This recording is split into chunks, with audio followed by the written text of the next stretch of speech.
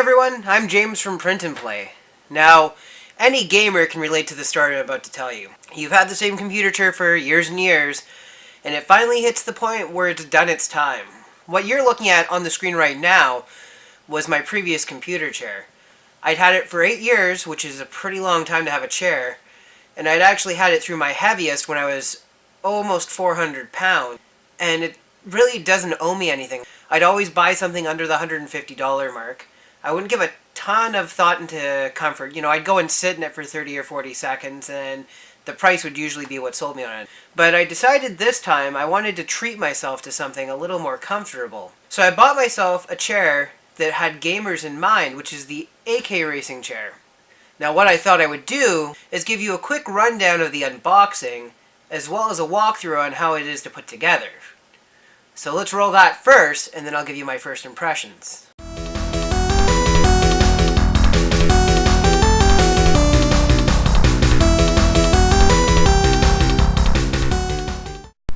Now, as you can see, this AKRacing chair that I bought from Canada Computers comes with a box that's comfortable enough for 2 cats to be on. And they can share it no problem. Maybe not. So the first thing I had to do was cut my way through these plastic straps, which is really no struggle. From there, it was just a matter of cutting open the tape so that I could open the box up completely. You can see here on top was the metal base for the chair.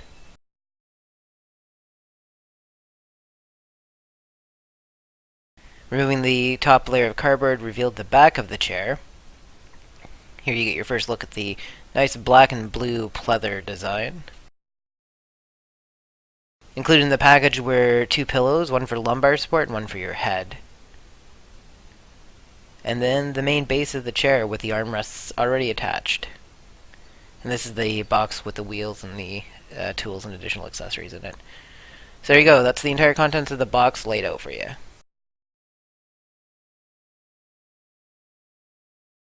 So the first thing I had to do was remove the screws that were pre-threaded into the holes on the left and right. And you can see here Mika's giving me a hand.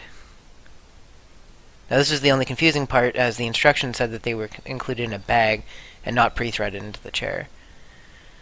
So then I positioned the back and first finger tightened, then used the tool to tighten the screws back into the holes, locking it all together. The left side and the right side.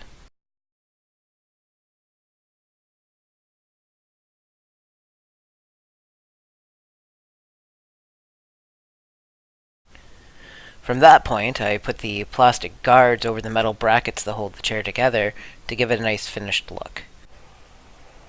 Next, I placed the chair on its back, and I removed the 4 screws that were pre-threaded into the bottom of the chair.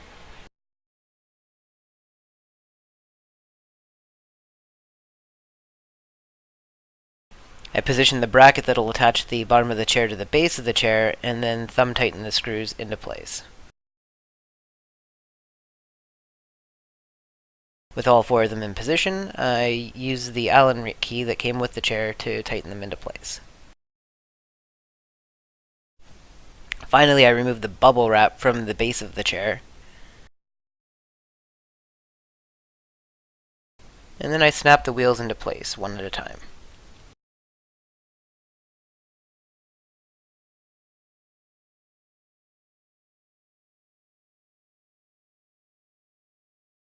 Setting the base of the chair on its wheels, I go ahead and stick the cylinder that controls the hydraulics in place and put the sheath over top of it. Then it's just a matter of positioning the chair onto the cylinder. And the chair is complete, ready to be sat on. As you can see, the chair has tilt functionality similar to a car seat.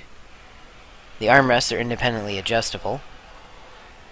And the hydraulics allows the chair to raise and lower.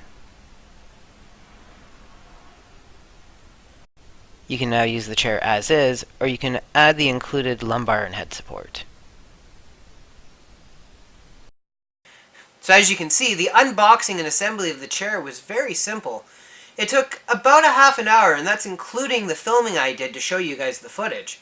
The chair's made of a sort of wannabe leather, or pleather as it's often called, which is PVC based. It feels very comfortable and natural. It's not going to have a lot of breathability, as fabrics like this do. So it could potentially get warm, which is one of the things that I'll be keeping an eye on over the first little while of use when I give you guys my final review in a few weeks or a few months. It's a bucket seat design, so it cradles you while you're sitting in it, which is nice. You don't move around a lot. And the lumbar support on it's fantastic. It pushes right into the lower back, but not enough to be offensive. Anybody who has ever sat in a car with a racing design seat in it is going to recognize the design, because that's what this chair was inspired by. In terms of adjustment, it has the general up and down movement, as you saw in the video, as well as a pivot point on the back, much like a car seat. The entire thing is lined with a memory foam, except for the armrests, which are just a somewhat soft plastic. I do find that the memory foam is comfortable and firm, and after sitting in it for a couple of hours, I don't feel any fatigue points that I think are going to be of concern. A word of caution if you have pets, though, especially cats. I actually already have a couple of small pinpoint holes from my cats trying to claw it, so I've now resigned to the fact that I will have to cover it with a blanket when it's not in use. So that is something to keep in mind. It's not exactly pet-friendly. Overall, the assembly was easy, the construction is nice and firm, and there's really a step up in terms of even the quality of screws that they use compared to my old chair. There's very few plastic components. In fact, this is the first chair I've ever had where the base that the wheels sit in is actually metal, and I feel like it's going to wear very well, although only time will be able to tell. So in terms of initial impressions, things are mostly positive. I don't really have any negatives to give against it. It is significantly heavier than my old chair, but that's not necessarily a negative, more as an observation. I would definitely recommend picking up one of these chairs, especially if you can pick it up on sale like I did. On sale, they drop down below $300, although they usually retail for about $349, which is not a bad value for that price. One of the things that we have to keep in mind is there's so many components to our computers and to our gaming life that we spend a lot of money on. You buy an expensive monitor or an expensive GPU, you buy top-of-the-line SSDs and dump all sorts of extra RAM and stuff into your computer. But a lot of people don't put enough thought into the chair they're sitting in. But the chair is arguably the part that you interact with the most. Yes, you're staring at the monitor all the time, but when you're not looking at the monitor, when you're looking at the keyboard, when you're plugging stuff in, even when you're just sitting down while you're on the phone or something like that, the chair is always in contact. So I think you owe it to yourself to buy a quality chair, and this may just fit the bill. Once again, I'm James from Print and Play. Thanks for sticking around till the end. If you found this review helpful, why not toss me a thumbs up? And if you're not subscribed already, go ahead and do so now. If you have something you want me to review in the future, go ahead and toss it in the comments below. I'm always looking for new ideas. And until next time, stay creative.